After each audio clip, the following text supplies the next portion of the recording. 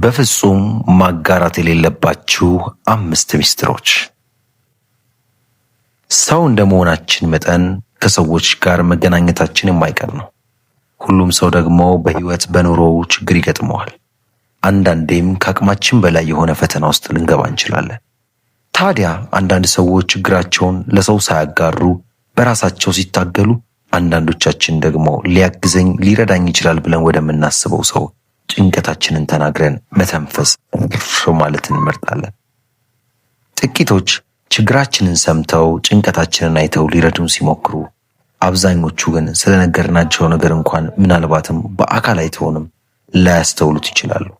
ታዲያ በዚህ ዓለም ላይ በጥበብ ካልተንቀሳቀስን ለመልካም አስበን ይረዱናል ያልናቸው ሰዎች በተቃራኒው በቁስል ላይ እንጨት ዝደድ የሆነ ነገር ሊፈጥሩብን ይችላሉ። በመሆኑም ዛሬ በፍጹም መናገር ወይም ማጋራት የሌለብን 5 ሚስጥሮች በጥልቀት እንመለከታለን።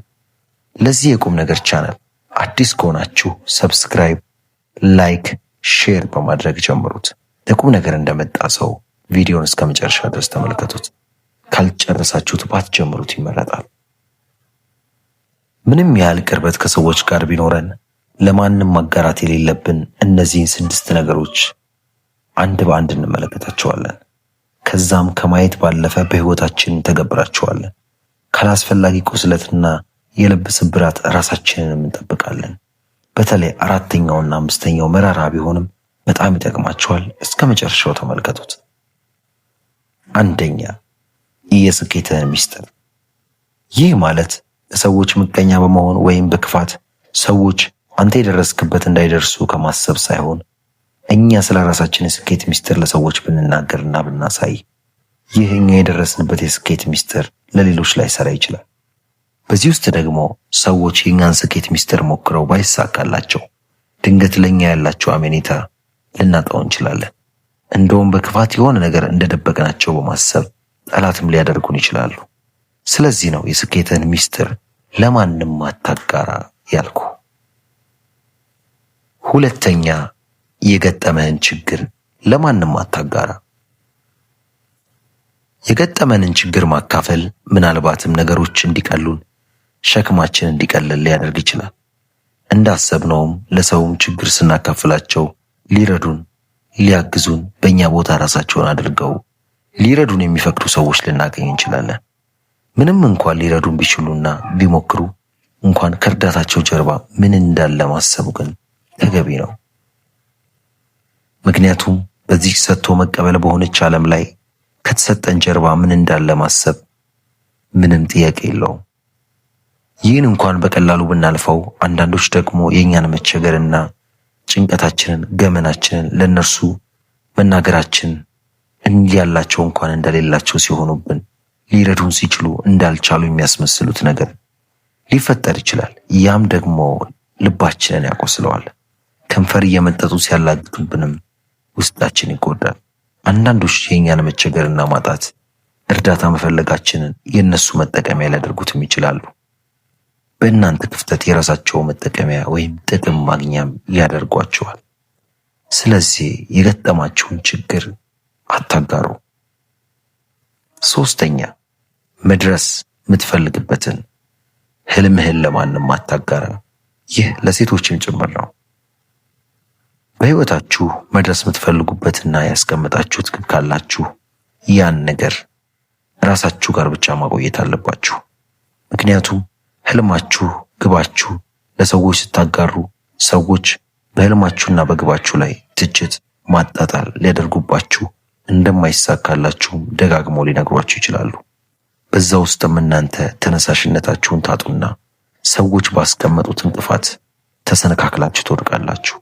እርሱ ብቻ አይደለም። በቅዱስ ቃሉ ላይ የዮሴፍን ታሪክ ስንመለከት ትልቅ ህልም ከሌሎች ወንድሞቹ በልጦ በማየቱ ሲቀኑበትና ሲሳለቁበት አሳልፈውም ሲሸጡት የገዛ ወንድሞቹን ተመልክተናል። ባለራዕይ ወይም ትልቅ ህልም የሚታያችሁ ሰዎች ስትሆኑ ከህልማችሁ ወይም ከህልምሽ የተነሳ ሰዎች እናንተን መጥላት፣ እናንተን ማጣጣል፣ እናንተ ላይ ማላገጥ ይጀምራሉ። ህልማችሁም እንዳይሳካና አካል እንዳይለብስ የተቻላቸውን ያህል ድንጋይ ይወርውሩባችኋል። ከቻሉ ይገሏችኋል። ስለዚህ ባካችሁ በህልማችሁ አትቀልዱ። መድረስ የምትፈልጉትን ህልማችሁን ለማንም አታጋሩ። አራተኛ፣ ገቢያችሁን ለማንም አታሳውቁ። ለማንም ምንም ያህል ገቢ እንዳላችሁ አታሳውቁ። ምክንያቱም ሰዎች በጣም ከባድ ፍጥሮች ነን። ገቢያችሁን ባወቁበት ቅጽበት በፊት ከሚያከብሯችሁ ማንነታችሁ ይቀየሩባችኋል፣ ይንቋችኋል። እስኪ በጥልቀት እንመልከቱ ይህን ሐሳብ። ገቢያችሁን ስታሳውቁ እነርሱ ከገመቱት በታች ከሆነ በሰዎች ለመናቅና ላለመከበር፣ ተሰሚነትን ለማጣት በፊት ታገኟቸው የነበሩትን ቦታዎች ሁሉ ታጣላችሁ። ለምን ይመስላችኋል? ሰዎች ማንነታችሁን በትንሿ ገቢና በትልቁ ገቢ ስለሚለኩት ነው። እሺ፣ ገቢያችሁ እነርሱ ከሚጠብቁት የበለጠ ከሆነስ? ለራሳችሁ ትልቅ የቅናትና የእንቅፋት አለት አስቀምጣችሁ ማለት አይደል? ሰዎች ይህን ያገኛችሁትን ነገር ከቻሉ ሊቀሟችሁ፣ ሊዘርፏችሁ አሊያም ሊገድሏችሁ ሊሞክሩ ይችላሉ። በተመሳሳይ ደግሞ ስማችሁን በማጥፋት የእናንተ ጥረት ውጤት እንዳልሆነ ለሰዎች ሁሉ ስማችሁን ሊያውጁ ይችላሉ። ስለዚህ ነው ገቢህን ለማንም አታሳውቅ ያልኩ። በመጨረሻ የምናየው የቤተሰቦቻችሁን ችግር ለማንም አታጋሩ። ቤተሰቦቻችን ብዙ አይነት ችግሮች ሊገጥሟቸው ይችላሉ። የጤና፣ የኢኮኖሚ፣ የትዳር፣ ብቻ ብዙ አይነት ችግር ይፈጠራል። እኛም የቅርባችን ለምንላቸው የቤተሰቦቻችን ችግር ሄደን ተናግረን እረፍትን ለማግኘት አስበን ለሰዎች ልናጋራ እንችላለን። ነገር ግን አንዳንዴ ይህ እረፍት አገኝበታለሁ ብለን አስበን የተናገርነው ማንኛውም ችግራችን ሌላ መዘዝ ይዞ ሌላ ጣጣ ይዞብን ሊመጣ ይችላል። ምናልባትም ባለትዳር ከሆነን እስከ መለያየት ችግሩን ሊያባብሰው ይችላል። እንደው ችግሩ በጣም ሲከፋ እያያችሁ ዝም በሉ አልልም። ቢያንስ ለምትናገሩት ሰው ማንነት በደንብ መርምሩ። አለበለዚያ የሰዎች መጠቀሚያ ትሆናላችሁ። ነገሩን አላንዛዛባችሁ። ውድ የቻናሌ ቤተሰቦች ከዚህ ቪዲዮ በጣም ብዙ አስተማሪ እውቀቶችን እንዳገኛችሁበት ተስፋ አደርጋለሁ።